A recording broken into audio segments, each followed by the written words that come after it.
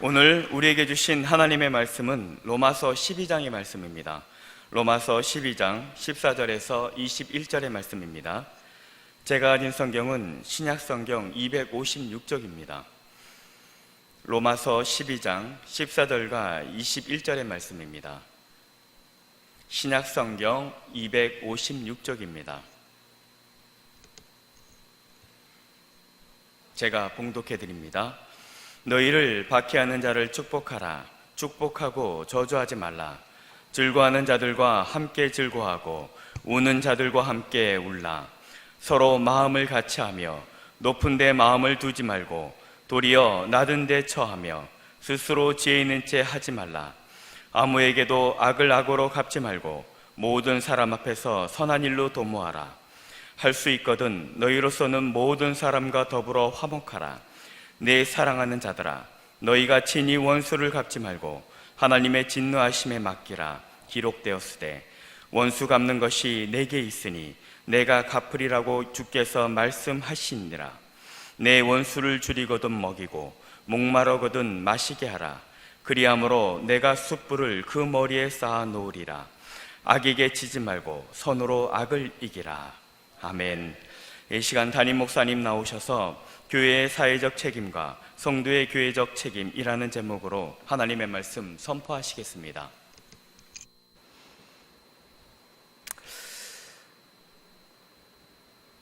할렐루야. 우리 한 주간 또 잘 지내셨습니까? 옆에 분들과 함께 또 가정에서 예배 드리시는 여러분들 옆에 분들과 함께 인사했으면 좋겠습니다. 우리 하나님의 은혜가 충만한 예배 됩시다.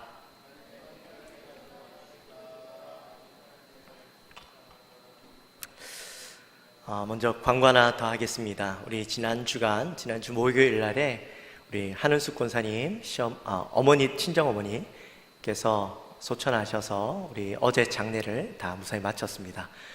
문자로 광고는 나갔겠지만 오늘 광고가 안 나갔네요. 여러분들께서 또 우리가 코로나 때문에 다 참석하지도 못했고 위로하지 못했지만 꼭 개인적으로 만나시면 또 연락하셔서 위로하시기 바랍니다.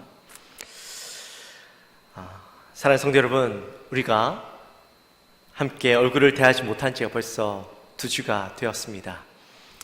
지난주에 교회를 나오지 못해서 안타깝고 또 가슴 아파하며 예배를 드리신 분들이 많다라고 그렇게 이야기를 들었습니다.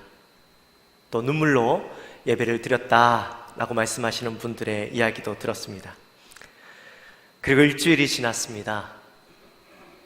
혹시 여러분도 오늘도 동일한 마음으로 그런 예배를 드리고 계십니까? 여러분들이 있는 그 자리에서 그런 예배를 드리고 계십니까? 그렇게 되어지기를 주님의 이름으로 축원합니다. 비록 우리가 함께 예배 자리에 앉지는 못하지만 그러나 그 있는 자리에서 마치 교회에서 예배 드리는 것처럼 마음을 다하고 정성을 다하고 예배를 그러한 마음으로 드리게 되시기를 축원합니다. 제가 지난 주 중에 한 집사님과 이야기를 나누었는데 그 집사님이 그러시더라고요.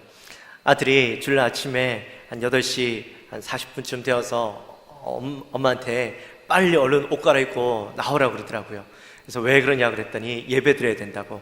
예배 드려야 되니까 옷 단정하게 입고 와서 예배 드리라고 그렇게 이야기하는 것을 들었습니다.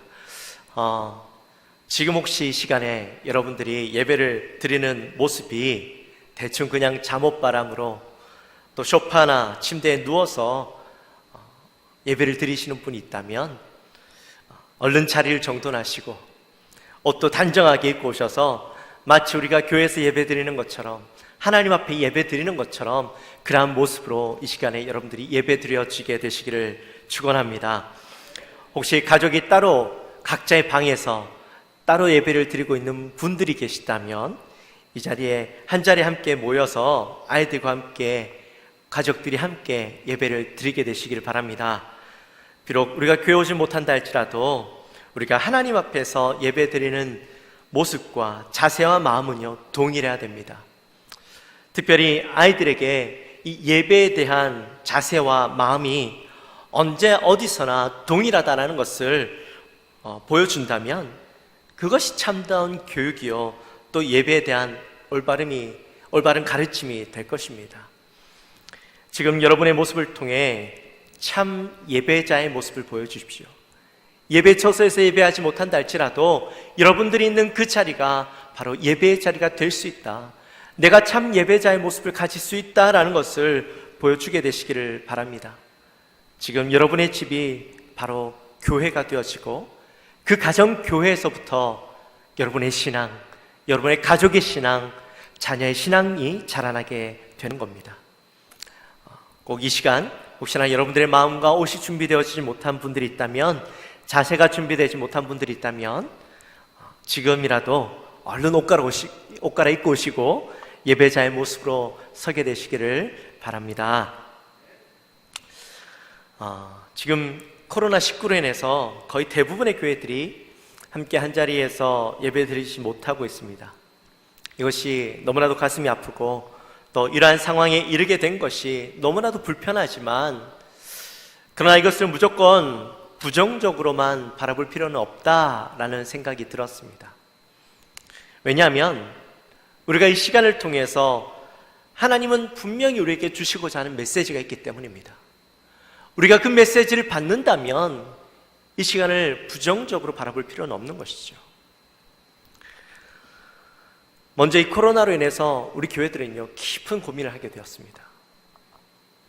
목회자들과 성도들은 다시 한번 이 예배를 고민하게 되었고, 또 주일 성수에 대해서 고민하게 되었고, 특별히 교회의 사회적 역할과 책임에 대해서 고민할 수 있는 매우 소중한 시간, 또 중요한 시간이 되었기 때문입니다. 사실 우리에게 주일은요, 너무나도 당연한 날이었죠. 주일은 예배드리는 날, 교회에 나와서 예배하고 오전에 한번 1시간 예배드리고 말씀 듣는 것으로 우리는 주일 성수했다라고 생각했던 우리의 모습이 있었습니다. 다음 주일날 제가 이제 주일 성수에 대해서 여러분들과 함께 말씀을 나누게 될 터인데, 정말 우리가 이때까지 드려왔던, 내가 주일 성수라고 생각해왔던 그것이 참된 주일 성수인가 라는 것들을 다시 한번 우리가 고민하게 되었죠. 여러분, 정말 주일 오전 1시간 예배 드리는 것으로 우리는 주일 성수했다라고 이야기할 수 있을까요?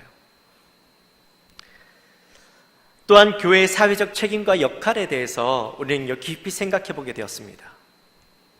나라와 민족이 어려움을 겪고 있는데, 이때 우리 교회는 어떠한 모습을 보여야 하는가, 가져야 하는가 하는 것이죠. 사실 다른 때 같으면 교회가 이렇게까지 예배를 드리는데 어려움을 겪지 않아도 되었을 겁니다. 모르겠습니다. 여러 가지 교회가 예배를 드리지 못하는 상황이 있겠지만, 특별히 이번에는 신천지 대구교회 사람들 때문에 그들이 숙주가 되어져서 온 지역에 전파되는 바람에 교회 모임에 대한 부정적인 시각들을 가지게 되었죠. 그래서 더 예배를 드리는데 어려움을 겪고 있는 것이 사실입니다. 또 정부와 언론에서, 또 시민들이 이 SNS상에서 교회가 모이는 것에 대해서 얼마나 비판적으로 이야기하고 있는지 모릅니다. 매주일 정부에서는요, 저에게 메일을 보냅니다. 이메일을 보냅니다. 예배를 자제해달라, 가급적이면 가정 예배를 드려달라. 그리고 문자로도요, 참 많은 문자가 옵니다. 예배 드리지 말고, 참석하지 말고 가정 예배를 드려라. 어제만 해도 몇 통이 오고 오늘만 해도 벌써 저에게 문자가 오더라고요. 아마 여러분들도 다 받으셨을 겁니다. 이럴 때에 교회는 계속적으로 예배를 드리는 것이 옳은가?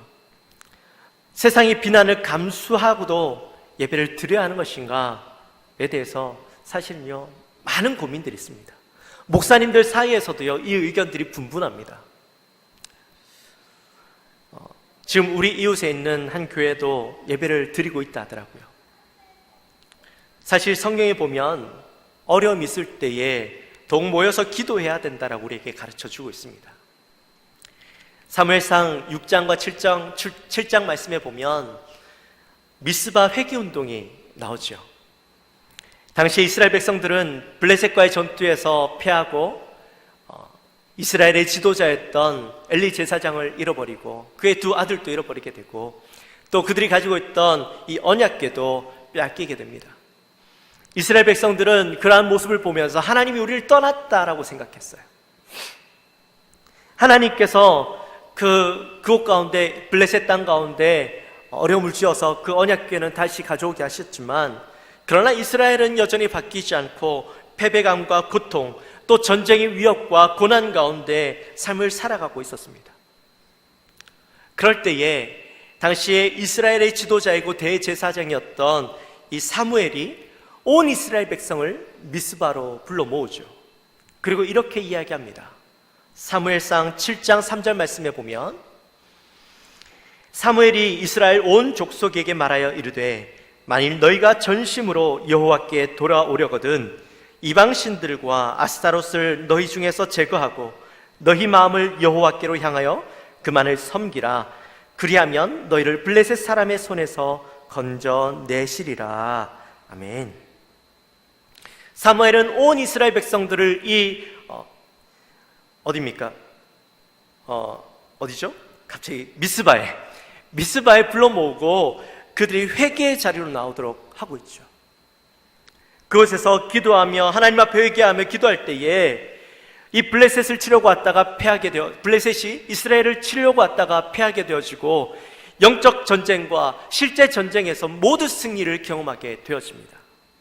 이런 것을 볼 때에 우리는요, 지금 이러한 상황들을 두려워할 것이 아니라 이럴 때일수록 우리가 더욱더 모여서 기도해야 된다라는 것이죠. 또 히브리서 10장 25절 말씀에 보면 모이기를 패하는 어떤 사람들의 습관과 같이 하지 말고 오직 권하여 그날이 가까워옴을 볼수록 더욱 그리하자. 이때가 그날이 가까워오고 있다는 사실을 우리가 깨닫고 이때 우리가 더욱더 모여서 기도해야 된다라고 우리에게 말씀해 주고 있는 것이죠. 모임을 가지는 목사님들의 이야기가 이거예요. 이때 더욱더 우리는 모여야 된다, 기도해야 된다라는 것이죠. 저도 사실 이 말씀에 절대 동의합니다. 모여야죠. 어려울 때일수록 우리가 더욱더 기도해야 되죠. 우리가 지금도 이제 주중에 매일 아침 6시와 저녁 9시에 우리가 하루에 함께 금식하며 20분 이상, 중직자들은 30분 이상 나라와 민족을 위해서 또한 우리의 죄를 회개하는 그런 기도를 드리자라고 얘기했어요. 기도해야 되는 거예요. 우리가 이것을 절대로 포기할 수 없는 거예요. 그런데요, 기도하던 가운데 저는 더 본질적인 것을 고민하게 되었습니다. 올해 우리가 믿음의 기초에 대해서 함께 말씀을 나누고 있습니다. 우리가 믿음의 기초에 대해서 웨스트민스터 소요리 문답 첫 번째 질문을 우리가 함께 말씀을 통해 나누었죠. 기억하십니까? 그 질문이 뭐였습니까? 사람의 제일 되는 목적이 무엇이냐 하는 것이었죠. 하나님께서 왜 우리를 창조하셨는가? 그리고 우리는 이 땅 가운데 어떻게 살아가야 되는가? 무엇을 위해서 살아가야 하는가에 대해서 우리가 함께 고민할 때에 사람의 제일 되는 목적이 뭐였어요? 그 답이 뭐였어요? 그 답은 하나님을 영화롭게 하고 그를 영원토록 즐거워하는 것, 그것이었잖아요. 하나님을 영화롭게 한다라는 것은 하나님의 그 영광을 그대로 드러내는 거예요. 하나님의 영광에 합당한 것으로 그대로 하나님의 이름을 높여드리고 찬양해 드리는 거예요. 우리의 생각에 제한하지 않고 그 하나님을 그대로 표현하는 거예요.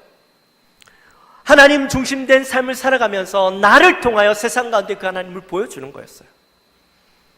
그리고 그를 영원토록 즐거워하는 것은 하나님을 기쁘시게 해드리는 삶을 살아가는 것이었죠.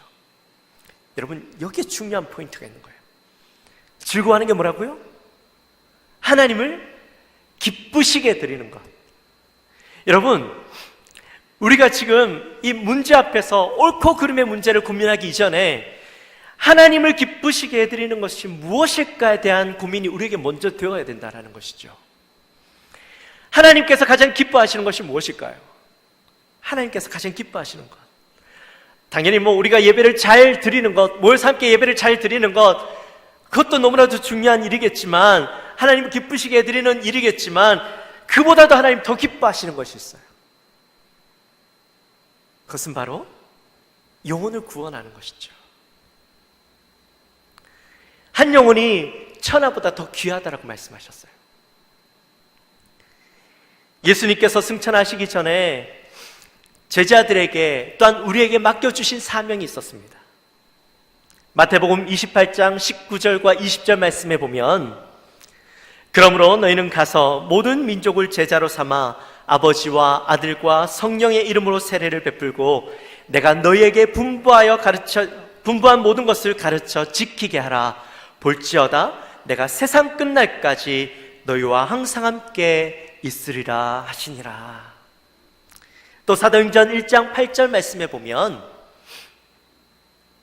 오직 성령이 너희에게 임하시면 너희가 권능을 받고 예루살렘과 온 유다와 사마리아와 땅끝까지 이르러 내 증인이 되리라 하시니라. 하나님께서 우리에게 주신 사명, 예수님께서 우리에게 주신 사명은 바로 이 땅에서 우리가 증인이 되어져서, 예수 그리스도의 증인이 되어져서 이 땅에 살아가는 모든 사람들에게 복음을 증거하고 그들에게 세례를 베풀고 그들이 제자로 바뀌어지는 삶을 살아가도록 하는 것을 하나님께서 원하셨다는 거예요. 그러므로 하나님께서 가장 기뻐하시는 것이 무엇이라고요? 하나님을 기쁘시게 할 수 있는 것이 무엇이라고요? 가장 기쁘게 할 수 있는 것? 바로 믿지 않는 자들에게 복음을 증거하는 것, 그것이라는 거죠.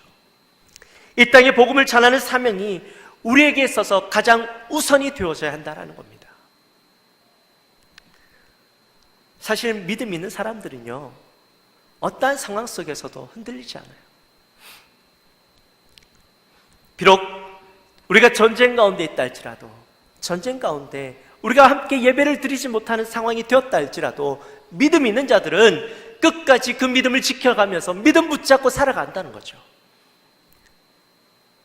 그러나 믿음이 없는 자들, 믿음이 연약한 자들은, 예수를 알지 못하는 자들이 그들이 믿음으로 올바로 설 수 있도록 우리가 해야 된다는 거예요. 예수를 알지 못하는 자들에게 우리가 복음을 전할 기회가 있다면, 그것을 얻을 기회가 있다면 우리는요, 그것을 놓치지 말아야 하는 거예요. 지금 이 상황이 우리에게 그런 상황이 될 수 있다는 것이죠. 로마서 14장 말씀에 보면 음식에 대한 이야기가 나옵니다. 또 고린도전서 8장에 보면 여기에 대해서 좀 더 자세하게 나와 있긴 한데요, 어떤 내용이냐면, 당시에 이 고린도 지방에 시장에 나와 있는 모든 고기들이 이방 신상들에게 바쳐졌던 제물이었다라는 것이죠. 그것들을 알게 된 고린도 교회 성도들이 이방 신상의 제물로 바쳐졌던 고기를 먹는 것이 옳은 것인가, 안 되는 것인가에 대한, 옳지 않은 것인가에 대한 논란이 교회 가운데 있었습니다. 그때 바울이 내린 결론이 뭐예요? 고린도전서 8장 9절 말씀에 보면, 그런즉 너희의 자유가 믿음이 약한 자들에게 걸려 넘어지게 하는 것이 되지 않도록 조심하라. 믿음이 있는 자들에게는 고기를 먹고 안 먹고가 중요한 것이 아니라는 거예요. 그것 때문에 너희가 천국 가고 지옥 가고가 전혀 문제가 되지 않는다는 것이죠. 그러나 믿음이 약한 자들이 너희들이 그 고기를 먹는 모습을 보고 그들이 믿음이 연약하여서 그것 때문에 넘어지거나 쓰러지게 되어진다면, 믿음을 잃게 되어진다면 그것이 옳지 않으니 믿음이 약한 자들이 어떻게 될 것을 너희들이 생각하고 그들을 배려하고 조심하라는 것이죠. 이것이 바로 믿음이 있는 자들이 가져야 할 모습이라는 겁니다. 오늘 우리가 함께 나누고 있는 이 본문의 말씀도요, 세상 속에서 그리스도인들이 가져야 할 모습, 다른 말로 이야기하면 세상 속에서 그리스도인들이 가져야 할 책임을 이야기하고 있어요. 로마서 12장 15절 말씀에 보면, 즐거워하는 자들과 함께 즐거워하고 우는 자들과 함께 울라 라고 그렇게 말씀하고 있습니다. 우리가 그리스도인으로서 사람들을 향해서 선한 마음을 가지고 그들과 함께 아파하고 함께 울어주고 함께 즐거워하고 함께 웃을 수 있는 존재가 되어야 된다는 것이죠. 세상 가운데 많은 사람들이 고통받고 아파하고 힘들어하는데 우리만 즐겁고 우리만 행복하면 되느냐 하는 것이죠. 오늘날 교회가 보면요, 개교의 중심의 모습으로 교회 이기주의를 가진 모습으로 많이 바뀌어졌어요. 교회가 우리 교회, 우리 성도들에게만 관심을 가지고 주위에 있는 사람들을 돌아보지 못하고 이웃들을 돌아보지 못하고 가난한 자와 약한 자들, 또한 사회에 대해서 우리가 우리끼리만 살아가고 우리끼리만 조차하고 세상 속에서는 긍정적인 메시지를 던져주지 못하고 참된 예수 그리스도의 메시지를 던져주지 못하는 우리의 모습이 아닌가, 우리가 생각해 봐야 되는 것이죠. 교회가 지탄받고 있는 것은 어쩌면 그리스도인들이 세상 속에서 그리스도를 잘 표현하지 못했기 때문에, 그리스도를 잘 나타내지 못했기 때문에 우리끼리는 그리스도인의 모습을 가졌을지 모르지만 세상 속에서는 그저 이기주의를 가진 사람들처럼 보이질 않았는가, 되돌아봐야 한다는 것입니다. 그런 면에서 이 코로나는 교회들이 사회적인 책임, 복음을 증거하기 위해서 세상 속에서 교회는 어떤 모습을 가져야 하는가를 고민하게 해주었던 그런 중요한 시간이 아니었을까 생각을 해보게 되는 것이죠. 지난 주 중에 아마 여러분들 뉴스를 다 보셨을 거예요. 대형 교회들이 여러 가지 예배를 드리는 것으로 지탄받았지만 일주일 만에 많이 바뀐 모습을 봤습니다. 주일에 나온 헌금을 몇 억씩 헌금하기도 하고, 또 그들이 가지고 있던, 대형 교회들이 가지고 있던 수련회 장소를 코로나 감염병에 걸려 있는 사람들을 위해서 그들을 수용하는 장소로 개방하겠다라고 이야기하는 모습을 보았어요. 많은 사람들이 대형 교회를 향해서 비난하지만 저는 지금 대형 교회가 보여주고 있는 모습은 어쩌면 교회가 세상을 향한 사회적 책임을 잘 감당하고 있는 모습이다라고 그렇게 저는 생각이 됩니다. 사실 우리 모든 교회가 대형 교회들처럼 이러한 일들은 할 수 없겠지만 사실 사회적인 책임을 하고 있다는 것을 최소한 이웃 주민들이 보고 깨달을 수 있도록 해야 되는 것이죠. 이러한 모습들을 가질 때에 세상 사람들에게 우리는 이 복음을 전할 수 있는 기회가 되어지는 것입니다. 또 18절 말씀에 보면 할 수 있거든 너희로서는 모든 사람과 더불어 화목하라 라고 말씀하셔요. 더불어 화목하는 것은 그들의 마음을 이해하고 그들과 함께하는 것이죠. 교회가 그들의 눈높이에 맞춰서 그들과 함께 생각하고 그들의 입장에서 생각해주고 함께 행동하는 것을 의미합니다. 지금 교회가 함께 모이지 않고 각자의 처소에서 온라인으로 예배드리는 것, 그것이 바로 그들의 눈높이에서 그들의 생각에서 우리가 할 수 있는 것을 하고 있는 모습이라고 생각이 드는 거죠. 이것을 통해서 누군가에게 복음을 증거하는 데 유익이 된다면 하나님이 기뻐하지 않으시겠습니까? 네요. 우리가 여기에 머물러 있으면 안 되는 거예요. 그저 예배드리지 않는 것으로, 그들의 눈높이에서 예배드리지 않고 온라인으로 예배드리는 것으로 끝나면 안 된다는 겁니다. 우린요, 여기에서 한 발짝 더 나아가야 돼요. 우리가 예배드리지 않는다고 그들이 교회에 대해서 긍정적인 마음, 그들이 교회가 예배드리지 않는구나 하고 교회로 그들이 나아올까요? 교회로 나올까요? 그들이 예수를 믿을까요? 아니요. 우리가 그들 향해서 배려는 했지만 우린 여기에서 더 한 발짝 나아가야 합니다. 세상 속에서 그리스도의 사랑을 전할 수 있는 방법이 무엇이 있을까를 우리가 할 수 있는 것을 고민해야 되는 거예요. 우리가 어떻게 하면 이때 그리스도의 사랑을 전할 수 있을까? 우리가 지금 할 수 있는 것이 무엇이 있을까? 고민해 봐야 된다는 것이죠. 제가 지난 한 주 동안 제가 이것을 놓고 고민하는데요, 참 지혜가 안 떠오르는 거예요. 우리 교회가 도대체 뭘 할 수 있을까? 사람들을 모이는 것도 안 돼, 만나는 것도 안 돼, 그들에게 다가가는 것도 안 돼. 그러면 지금 우리가 할 수 있는 게 무엇일까? 제가 한참을 고민하는데 갑자기 그 생각이 들더라고요. 지금 이곳에서도 우리 함께 순서를 맡아서 예배 드리시는 분들 다 마스크를 끼고 계시는데 제가요, 그 생각이 드는 거예요. 우리가 다른 것, 평소에는 말로 표현하지 못하고 우리가 하지 못했던 것들이 있지만 지금 이게 기회일 수도 있겠구나. 여러분 마스크 있잖아요. 그냥 끼지 않고 거기다가 하나님의 사랑을 표현하는 거예요. 여기다가 힘내세요. 제가 당신을 위해서 기도하고 있습니다. 이런 메시지를 적으면 어떨까요? 기도하는데 그 메시지를 주시는 거예요, 하나님이. 또 사랑합니다. 주님, 내가 당신을 위해서 기도하고 있어요. 뭐 이런 메시지들 사실 별것 아니잖아요. 우리 얼굴 가리고 있으니까 별로 부끄럽지도 않잖아요. 말 안 해도 되는 거예요. 그냥 마스크만 끼고 다니기만 하면 되는 거예요. 모르겠어요. 그것이 사람들에게 또 비난거리가 될지도 모르겠지만 우리가 할 수 있는 사랑의 표현이라는 거죠.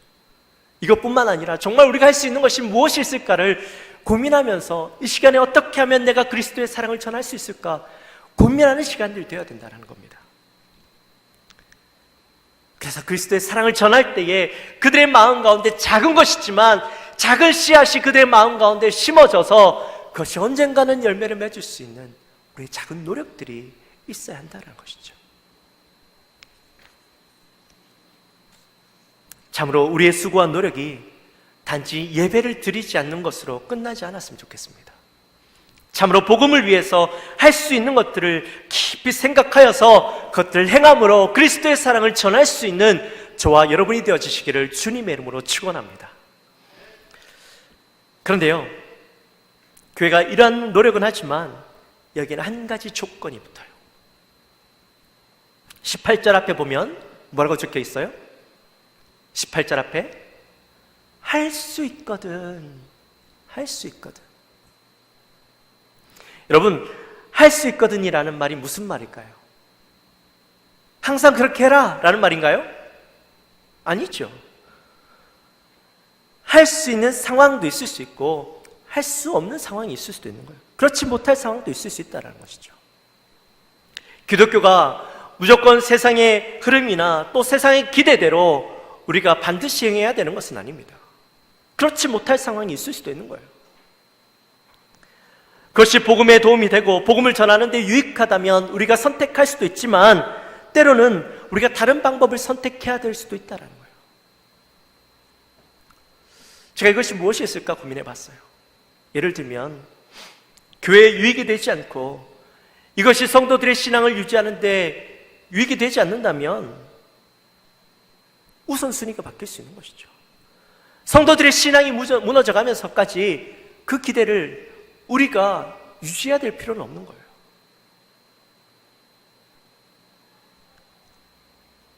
교회의 사회적 책임이라는 것은 교회가 감당할 수 있을 때 하는 것입니다. 지금 교회는요, 많은 부분에 있어서 사회적 책임을 다하려고 노력하고 또 이해하고 배려하고 있습니다. 또 희생하고 있습니다. 그런데 교회가 사회적으로 책임을 다하기 위해서는 또 다른 조건이 있어요. 그것은 성도님들께서 이 상황 속에서 우리의 신앙을 지켜나가는 믿음이 있어야 한다는 것이죠. 또한 주인의식을 가진 성도님들의 역할이 중요합니다. 성도의 5대 의무라는 것이 있어요.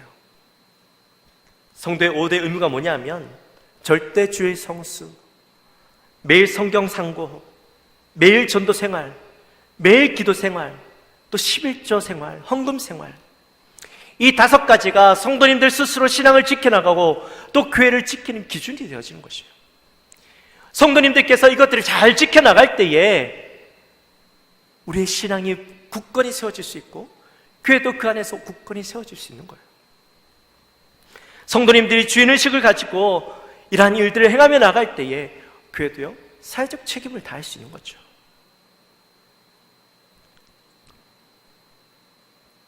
우리가 이 일들을 위해서 최선을 다해야 되는 겁니다.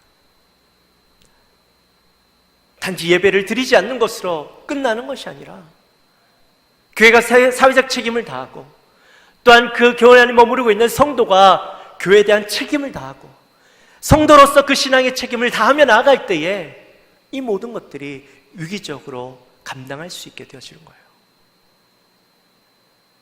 우리가 이 일들을 함께 균형을 잘 맞춰서 감당할 수 있도록 온 교회가, 온 성도가 함께 기도해야 되는 겁니다. 마지막으로 예화를 하나 하고 마치려고 합니다. 로마에 기독교가 처음 들어갔을 때 많은 박해가 그 땅 가운데 있었습니다. 박해가 너무 심해서 그들이 견디다 못해서 이 지하에 땅굴을 파고 들어가게 되었어요. 그런데 그때 마침 로마에는 엄청난 전염병이 돌았어요. 수많은 시체들이 로마 시내 길거리에 길바닥에 쌓여가고 있는 상황이었습니다. 아무도 그 시신들을 건드릴 수가 없었어요. 왜? 왜냐하면 이 시신들을 만지기만 해도 그 전염병이 옮아서 사람들이 죽어나가는 거예요. 그러니까 아무리 그 많은 시신들을 바라보고 썩어가는 냄새들이 가득한데도 불구하고 아무도 그 시신들을 만질 수 없었어요. 그렇게 해서 시신들이 쌓여져 가고 죽은 사람들이 쌓여져 갈 때에 이상한 일이 로마에서 일어나기 시작했어요. 한밤중에 검은 옷을 입은 사람들이 나타나가지고 이 시신들을 수습하기 시작하는 거예요. 그리고 며칠이 지나고 나니까 그 시체들로 가득한 그 길거리들이 깨끗하게 다 정리가 되어진 거죠. 그래서 로마에 있던 사람들이 궁금했습니다. 도대체 누가 이 시신들을 치웠을까? 그것이 너무나도 궁금해서 알아보던 중에 그 시신을 치운 사람들이 바로 로마 지하에 있던 핍박을 피해 지하 땅에 머무르고 있던 그리스도인들이었다는 것을 알게 되었어요. 이후로 기독교인들에 대한 오해가 풀리고 나중에 이 사건을 통해서 로마가 기독교를 공인하게 되어지는 결정적인 어떤 계기가 되어졌었습니다. 근데 이상한 것은 그 많은 시신들을 수습하던 사람들 중에 단 한 명도 이 질병에 걸려서 전염병에 걸려서 죽은 사람이 없었다는 거예요. 그리스도인들 중에. 사랑하는 성도 여러분, 우리가요 이 전염병이 가득한 상황 가운데 우리가 진짜 두려워해야 될 것은 무엇일까요? 우리가 진짜 무엇을 위해서 지금 서야 할까요? 하나님께서 우리를 향하여 기대하시는 것은 무엇일까요? 이 세상을 향해서 우리가 책임을 다해야 될 것은 무엇일까요? 단지 예배드리지 않는 것이 아니라, 모이지 않는 것이 아니라 각자의 그 삶 속에서 빛과 소금의 역할을 감당하고 그곳에서 그리스도를 증거하는 자의 삶, 그리스도의 사랑을 나타내는 자의 삶을 살아가는 것, 그것이 바로 우리가 해야 될 사회적 책임, 성도의 책임인 것이죠. 그러한 책임을 다하는 저와 여러분, 우리 영광교회가 되어지기를 주님의 이름으로 축원합니다. 이 시간 함께 찬양했으면 좋겠습니다. 잘 아실 수도 있고 또 모르실 수도 있는데 우리 함께, 제가 먼저 찬양할 테니까요, 또 여러분 반복해서 부를 테니까 여러분 함께 찬양했으면 좋겠습니다. 나를 세상의 빛으로, 나를 세상의 빛으로 부르신 주님 비추소서. 나도 주님의 빛을 비추리라. 다시 한번, 나를